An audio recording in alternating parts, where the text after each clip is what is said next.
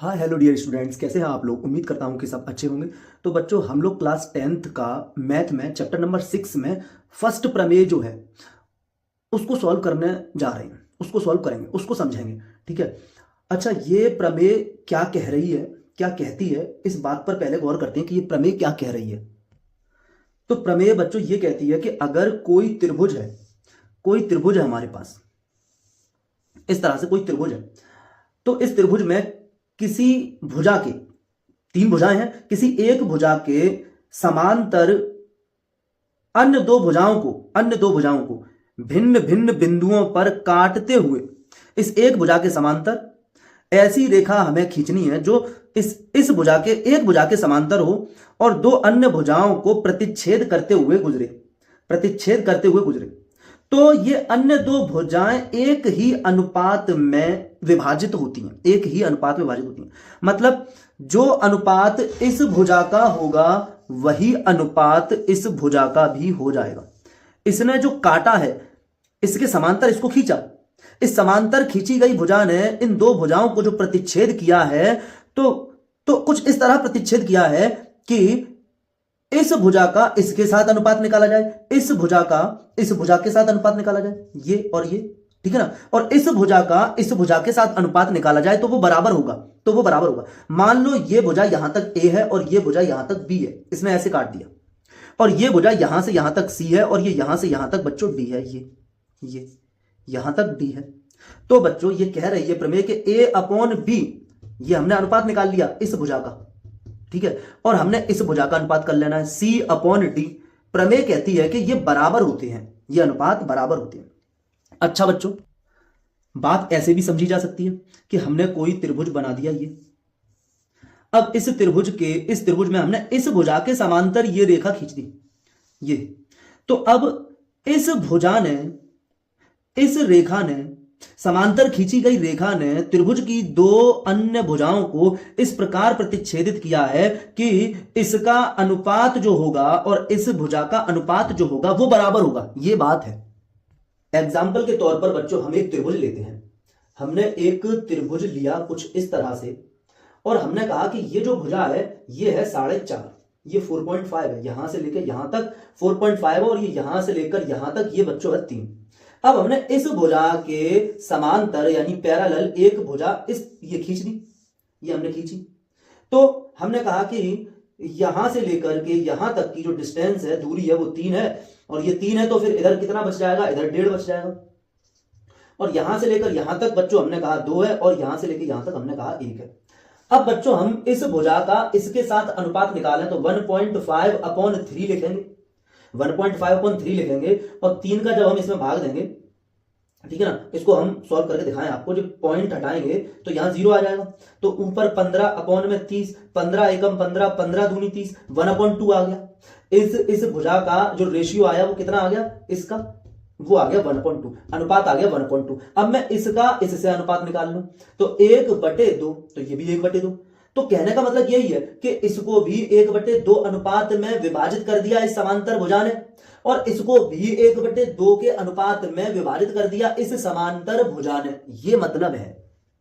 तो बच्चों ये जो प्रमेय कह रही है, जो मैंने अभी समझाया आपको, यही हमें सिद्ध करना है। हमें क्या सिद्ध करना है कि AD अपॉन DB और AE अपॉन EC ये दोनों बराबर हैं, यही हमें सिद्ध करना है।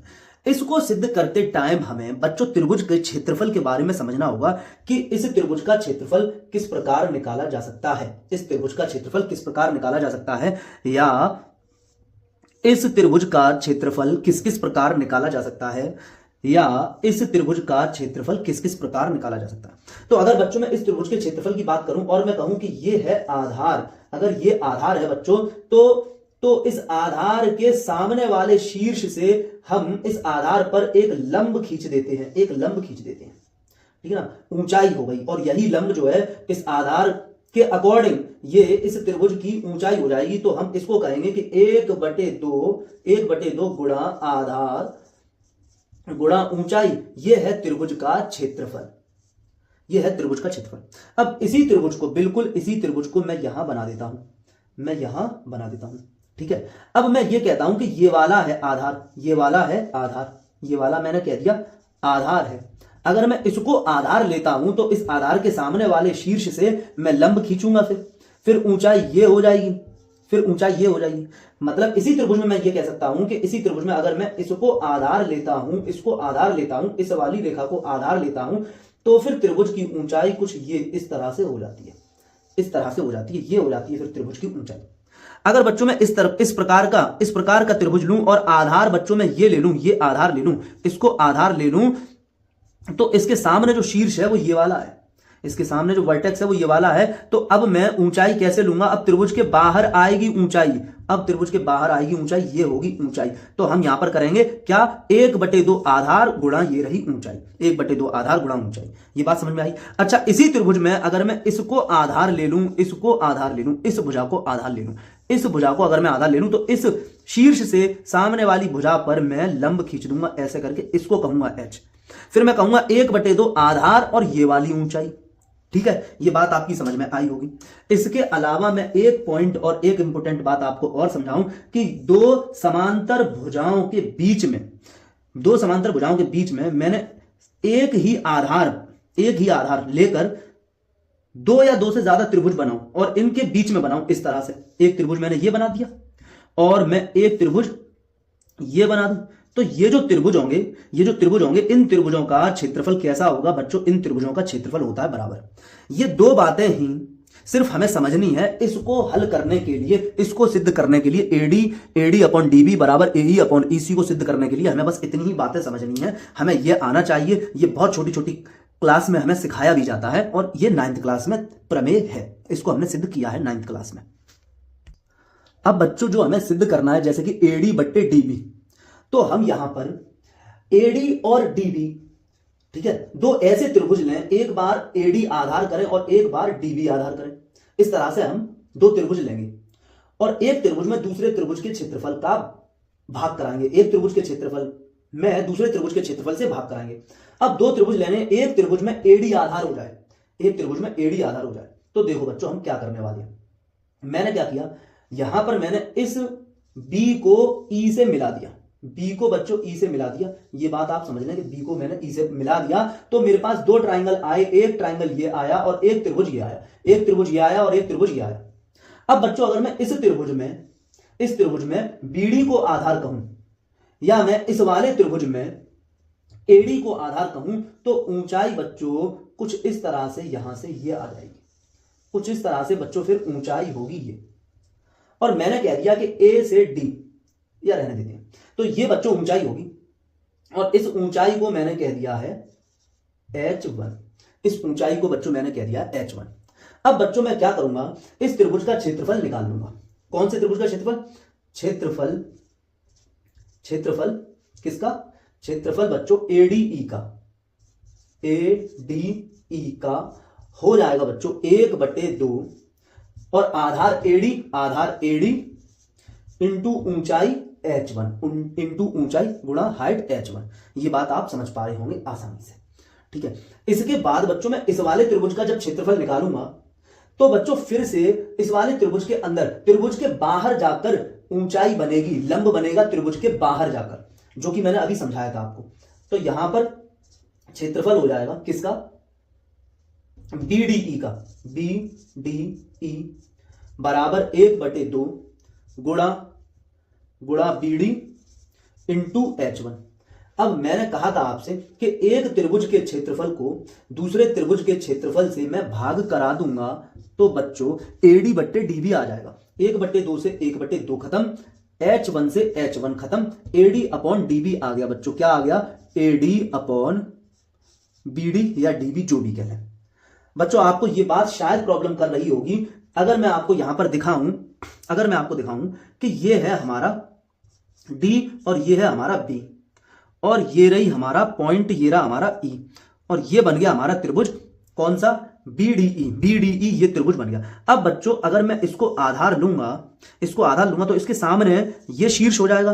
तो अब लंब कैसे बनाऊंगा? अब मैं लंब बनाने के लिए इस आधार को ऐसे आगे बढ़ा दूंगा और इस आधार पर लंब इस तरह गिरा दूंगा। तो यही तो वो लंब H1 है जो यहां पर है। तो लंब H1 जो है ना वो दोनों त्रिभुजों के अंदर कॉमन हमें लेना है, जिससे कि H1 से H1 कट जाए और AD बटे BD आ जाए। दोनों त्रिभुजों के अंदर हमें कॉमन लेना है कि भाग कराते टाइम H1 से H1 कट जाए और 1/2 से 1/2 कट जाए और AD बटे DB आ जाए। यहां तक बात आपकी समझ में आ जानी चाहिए।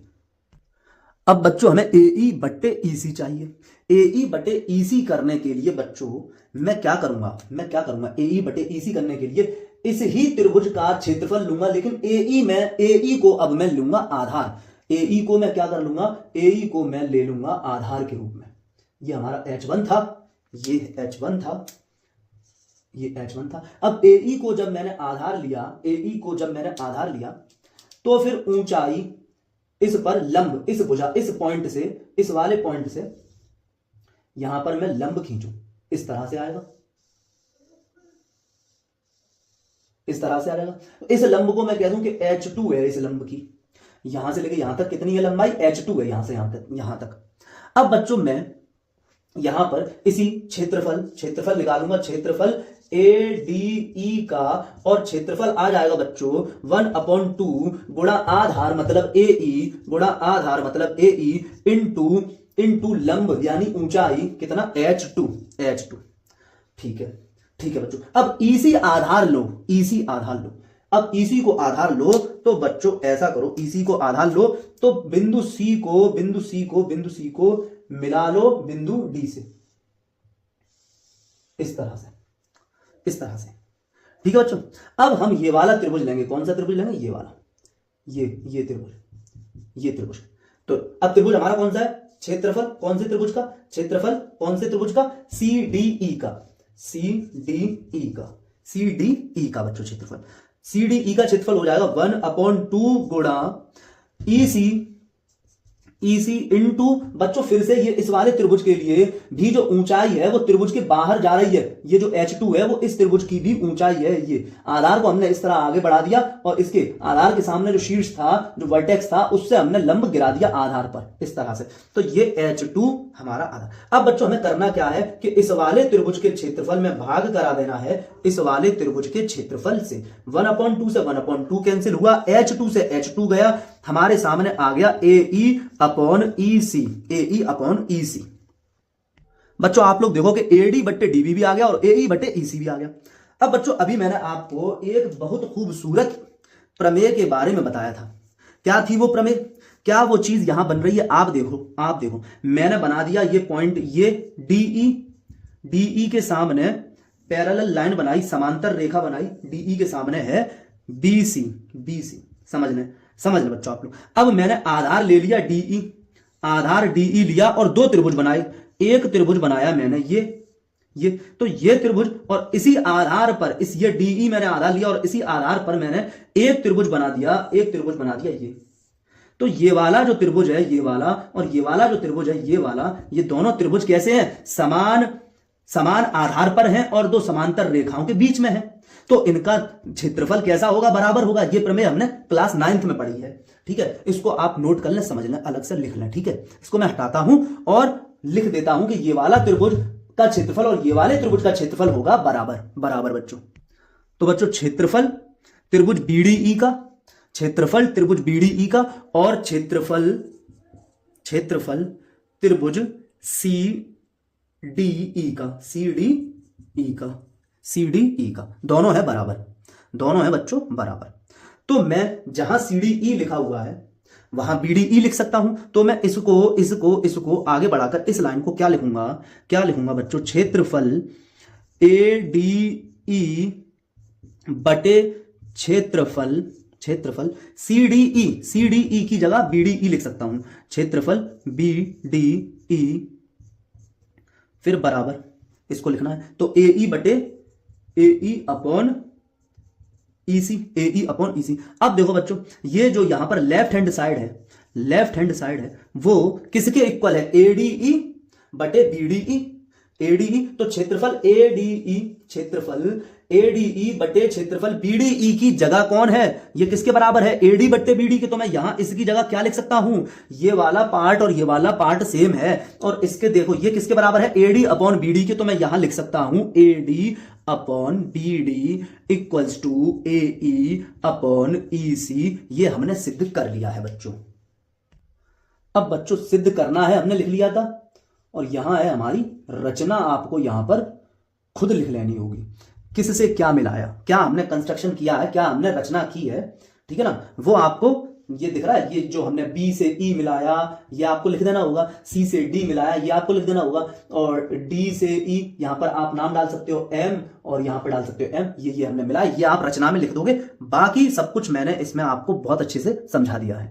तो ये बच्चों हमने दिया है, लिख दिया, फिर रचना आपको लिख लेनी है, ठीक है। और ये हमने यहां से प्रूफ कर दिया, ये प्रूफ हमने स्टार्ट किया, और यहां पर हमारा प्रूफ फिनिश हो गया। ये हमने ले आए जो हमको लाना था बच्चों, इति सिद्धम। ठीक है बच्चों, ओके, थैंक यू।